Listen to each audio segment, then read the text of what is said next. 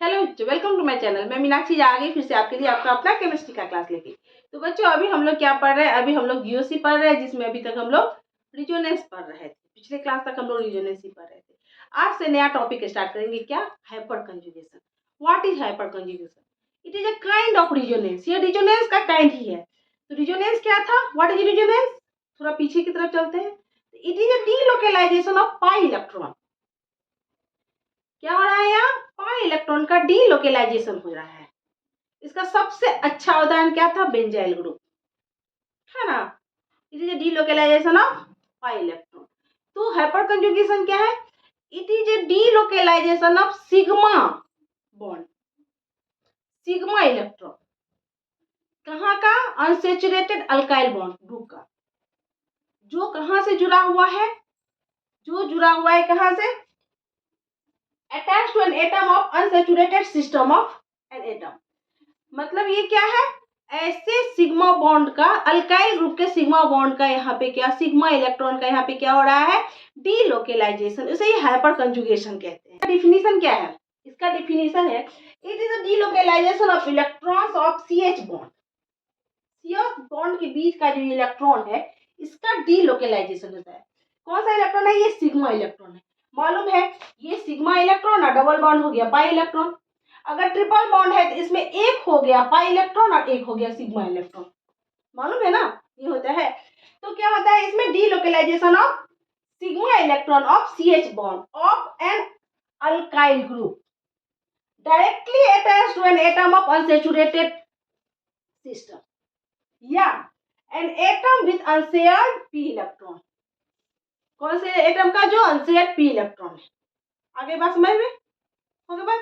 अब जैसे एग्जांपल देख लेते हैं। देखिए ये कार्बन, इसकी चारों वैलेंसी कंप्लीट है ऐसे, ये H H H। अब ये हाइपर कंजुगेशन क्या है? यहाँ पे ये हाइड्रोजन जो है अपना इलेक्ट्रॉन यहाँ इसको ट्रांसफर कर देता है। जब ये अपना इलेक्ट्रॉन इसको दे दिया तो ये क्या हो गया? H+ के रूप में निकल गया। ठीक है। एंड यहाँ पे क्या बना? Double bond CH। लेकिन ये क्या है? स्पेस में किसी के साथ नहीं जुड़ा है, स्पेस में ही है H+ के रूप में। जब कोई और कंपाउंड का फॉर्मेशन होगा, कोई नया मैकेनिज्म आएगा या इसी कंपाउंड का आगे कोई जरूरत पड़ा, तब यही H+ जाके उसके साथ शेयर होगा या इलेक्ट्रॉन उसका इलेक्ट्रॉन लेके अपना नया कंपाउंड बनाएगा। आगे बात समझ में? तो हाइपर कंजुगेशन यही है। यहाँ पे ये हाइड्रोजन जो होता है H+ के रूप में स्पेस में वैसे ही रहता है, किसी के साथ जुड़ा नहीं रहता। यहाँ डीलोकेलाइजेशन किसका हुआ? सिग्मा इलेक्ट्रॉन का। तो अब इससे क्या निकलता है? जितना ज्यादा, ये क्या है? कौन सा हाइड्रोजन है? ये अल्फा हाइड्रोजन है। हम लोगों ने पढ़ा था सिग्मा सिर्फ सिंगल बॉन्ड को छोड़ के डबल बॉन्ड, ट्रिपल बॉन्ड जितने भी हो सब फंक्शनल ग्रुप में आते हैं। ओनली सिंगल बॉन्ड को छोड़ के जितने भी आते हैं, डबल बॉन्ड, ट्रिपल बॉन्ड, मैंने पूरा चार्ट भी बनाया था, आपको बताया था, ये सारे फंक्शनल ग्रुप में आते हैं। तो यहाँ पे ये क्या है? ये फंक्शनल ग्रुप हो गया। तो फंक्शनल ग्रुप जो है यहाँ, इस ग्रुप से जुड़े हुए यानी उसके एडजेसेंट कार्बन, यहाँ बगल वाले कार्बन को अल्फा कार्बन कहा जाता है। मालूम है ये कार्बन क्या कहलाया? Alpha carbon. और अल्फा कार्बन से जुड़े हुए हाइड्रोजन को बोला जाता है अल्फा हाइड्रोजन। क्या बोला जाता है? Alpha hydrogen. तो जितना ज्यादा अल्फा हाइड्रोजन होगा उतना ज्यादा कंजुगेटेड स्ट्रक्चर बनेगा। किसी भी कंपाउंड का उतना ज्यादा कंजुगेटेड स्ट्रक्चर बनेगा ना, जितना ज्यादा अल्फा हाइड्रोजन होगा। मान लिया अभी एक यहाँ देख लेते हैं, अभी एक यहाँ था, ठीक, यहाँ का हाइड्रोजन अपना इलेक्ट्रॉन शिफ्ट किया तो ये बना। अगर यहाँ का हाइड्रोजन नहीं, यहाँ का हाइड्रोजन कर देता अपना इलेक्ट्रॉन, तो क्या होता? दूसरा स्ट्रक्चर देखते, और में देख लेते हैं। तो और में अगर यहाँ का हाइड्रोजन करता शिफ्ट अपना इलेक्ट्रॉन, यहाँ पे कहा, इधर से ही शिफ्ट कर दो, यहाँ शिफ्ट कर दिया, तो यहाँ H+ के रूप में ये हाइड्रोजन रहेगा। और ये कैसा कंपाउंड बनता? CH2,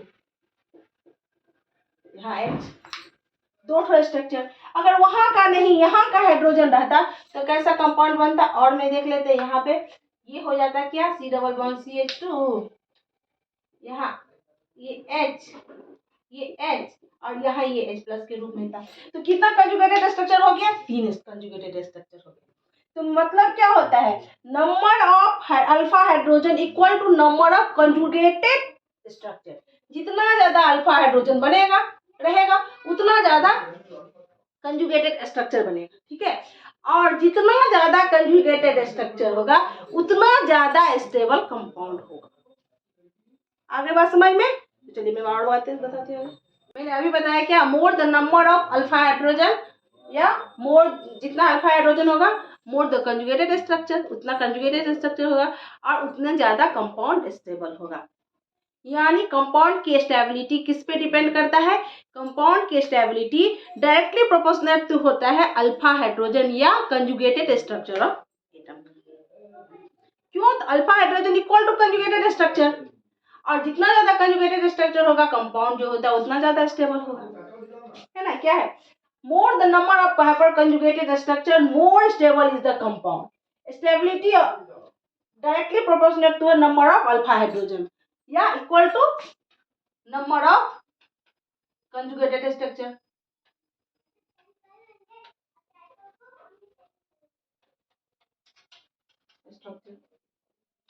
हाइपर कंजुगेशन बराबर होता है alpha hydrogen equal to conjugated structure जितना होगा। जैसे मैंने अभी बताया था ना आपको, जैसे यहाँ लिए थे 1 2 3 करके लिए थे ना, यहाँ पे सिंगल बॉन्ड, यहाँ CH2 पे प्लस चार्ज, यहाँ प्लस चार्ज है तो यहाँ पे इलेक्ट्रॉन उसकी जरूरत है इसको, तो पहले बार में मान लीजिए ये इलेक्ट्रॉन दिया तो क्या बना, यहाँ पे H प्लस रह गया। अभी मैंने तुरंत पहले इससे पहले बताया था, यहाँ H यहाँ डबल बॉन्ड, यहाँ CH2, एक स्ट्रक्चर ये हो गया। दूसरा बार में ये दे दिया तो बन गया क्या, H प्लस, यहाँ हो गया H, यहाँ C, यहाँ H, यहाँ डबल बॉन्ड CH2, और तीसरा बार में कौन दे दिया, तीसरे बार में ये इलेक्ट्रॉन दिया, ये हाइड्रोजन अपना इलेक्ट्रॉन दिया, ये हो गया H, यहाँ H प्लस, यहाँ डबल बॉन्ड CH2, यानी कितने स्ट्रक्चर बने, 3 स्ट्रक्चर। अब हम स्टेबिलिटी ऑर्डर देखते हैं इंक्रीजिंग ऑर्डर में। इसमें सबसे ज्यादा स्टेबल कौन होता है, आप लोग ध्यान से देखिए। यहाँ देखिए जितना ज्यादा अल्फा हाइड्रोजन उतना ज्यादा स्टेबल। तो इंक्रीजिंग ऑर्डर में देखना है जो सबसे ज्यादा स्टेबल कौन होगा। तो सबसे पहले छोटा, उससे बड़ा, उससे बड़ा, उससे बड़ा, ऐसे होगा, ठीक है। अब देखिए यहाँ पे क्या है, अब मैं बारी बारी से स्ट्रक्चर बना रही हूँ। C डबल बॉन्ड, यहाँ CH3 H C double bond C CH3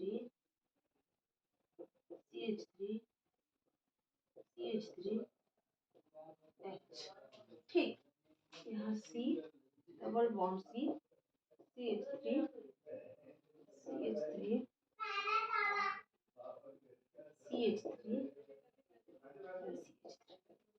अब देखना है सबसे ज्यादा स्टेबल कौन सा होगा। अब किस पे डिपेंड कर रहा है स्टेबिलिटी, अल्फा हाइड्रोजन पे। अल्फा हाइड्रोजन क्या, अल्फा कार्बन से जुड़े हाइड्रोजन को अल्फा हाइड्रोजन करते हैं। अल्फा कार्बन क्या, फंक्शनल ग्रुप के नजदीक वाले कार्बन को अल्फा कार्बन कहते हैं। तो ये क्या हुआ, ये भी अल्फा कार्बन, ये भी अल्फा कार्बन, ठीक। और इन दोनों से जुड़े कार्बन, ये दोनों फंक्शनल ग्रुप है तो ये भी अल्फा कार्बन हो गया, ये भी अल्फा कार्बन, ये भी अल्फा कार्बन और ये भी अल्फा कार्बन। आगे बात समझ में, ठीक। अब इससे जुड़े यहाँ पे देखिए कितने अल्फा हाइड्रोजन है, 1 2 3 एंड 4 अल्फा हाइड्रोजन।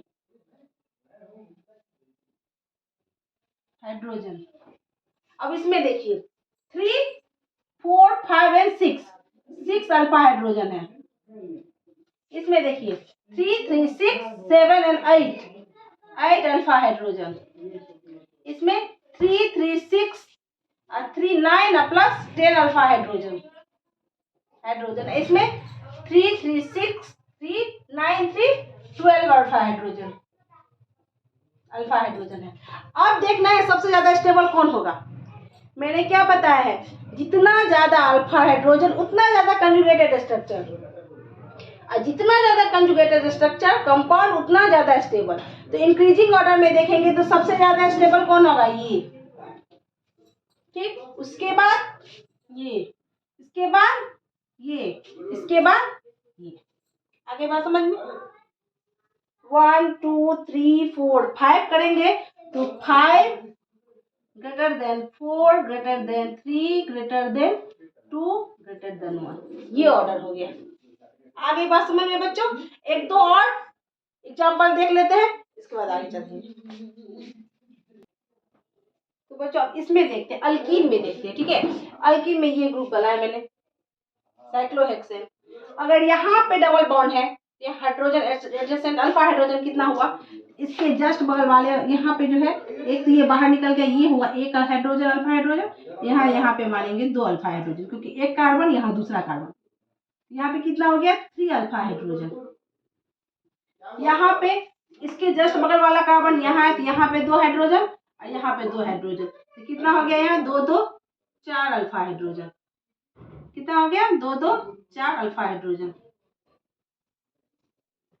1 2 3 4 है, यहाँ पे ये अल्फा हाइड्रोजन, इसको मान लिए कार्बन, यहाँ पे 3 अल्फा हाइड्रोजन होगा। यहाँ हो गया कितना 7 अल्फा हाइड्रोजन। अब यहाँ पे देखिए ये डबल बॉन्ड है, तो वहाँ बगल वाला में यहाँ 1 2 3 4 अल्फा हाइड्रोजन। यहाँ क्या हो गया, अगर इसको ऑर्डर के रूप में देखें तो सबसे ज्यादा स्टेबल कंपाउंड कौन सा होगा, नंबर 2 ग्रेटर देन नंबर कितना 3 ग्रेटर देन नंबर 1। अब नेक्स्ट क्लास में हम लोग एसिडिक स्ट्रेंथ के डिपेंड करके कैसे कैसे क्वेश्चन बनता है और कैसे आता है एग्जाम में, उसका करेंगे। आज के लिए ही वो करने लगूंगी तो बहुत लंबा हो जाएगा वीडियो। आई थिंक आप लोग के समझ में आ गया क्या था ये हाइपर कंजुगेशन। ये काइंड ऑफ रिजोनेंस ही है। क्या है, काइंड ऑफ रिजोनेंस। रिजोनेंस में क्या होता है, it is a delocalization of pi electron, और ये क्या है, डीलोकेलाइजेशन ऑफ सिग्मा इलेक्ट्रॉन। ठीक है, यहाँ पाई इलेक्ट्रॉन किस में होगा, सेचुरेटेड कार्बन में होगा, यहाँ अनसेचुरेटेड कार्बन में होता है, मालूम ही है। ठीक है, एंड इसमें क्या होता है डीलोकेलाइजेशन, इसमें अल्फा हाइड्रोजन जो है तो अपना हाइड्रोजन दे के क्या करता है, स्पेस में H+ के रूप में रहता है। ठीक, जितना ज्यादा अल्फा हाइड्रोजन होगा उतना ज्यादा कंपाउंड ये बनेगा, अनसेचुरेट क्या कहते हैं, हाँ अनसेचुरेटेड कंपाउंड बनेगा, हाइपर कंजुगेटेड कंपाउंड बनेगा। जितना ज्यादा अल्फा हाइड्रोजन उतना ज्यादा क्या बनेगा, hyper conjugated compound. Alpha hydrogen क्या होता है अभी मैं बता चुकी हूँ, फंक्शनल ग्रुप के जस्ट बगल वाले कार्बन को अल्फा कार्बन कहते हैं, एंड उस कार्बन से जुड़े हुए हाइड्रोजन को अल्फा हाइड्रोजन कहते हैं। किसी भी कंपाउंड में जितना ज्यादा अल्फा हाइड्रोजन होगा उतना ज्यादा क्या बनेगा, वो उतना ज्यादा हाइपर कंजुगेटेड कंपाउंड बनाएगा, और जितना ज्यादा हाइपर कंजुगेटेड कंपाउंड बनेगा वो कंपाउंड उतना ज्यादा स्टेबल होगा। आज की क्लास का मोरल ऑफ द जितना था वही है। ठीक है, आई थिंक आप लोगों के समझ में बहुत अच्छे से आ गया होगा। ऐसे ही मेरे चैनल के साथ बने रहिए, मेरे वीडियो को लाइक कीजिए, सब्सक्राइब कीजिए और अच्छा अच्छा कमेंट कीजिए। तब तक के लिए टेक केयर, बाय बाय।